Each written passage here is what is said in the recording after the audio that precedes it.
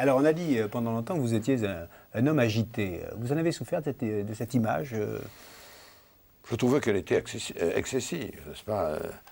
Il ne faut pas confondre l'activité et l'agitation, en tous les cas, me semble-t-il. Alors, ceux qui ont accrédité cette thèse, quand ils étaient interrogés, l'expliquaient par le fait que, paraît-il, spontanément, j'ai tendance à agiter mes pieds sous la table. Alors j'ai remarqué que ça devait être vrai. Alors maintenant, je fais attention. Vous les agitez moins?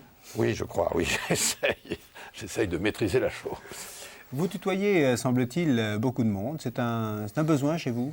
Oh, ce n'est pas un besoin. Il y a des gens qui tutoient facilement, d'autres pas. Je tutoie facilement mes amis. Je vous vois ma femme.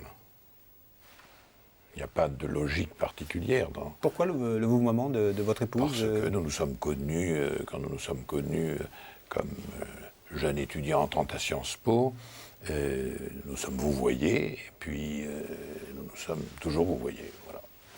François-Olivier... Il ne faut pas en tirer de conséquences particulières sur le plan affectif. Vous étiez alors Premier ministre? Et j'étais Premier ministre.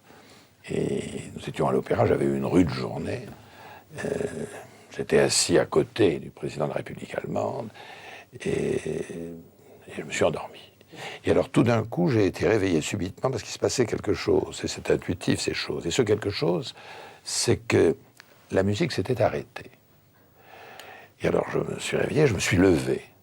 Et le président de la République française m'a dit, d'un ton un peu pincé, Monsieur Chirac, ce n'est pas la fin, Monsieur le Premier ministre, ce n'est pas la fin, c'est une panne. Et il y avait eu effectivement une panne d'électricité.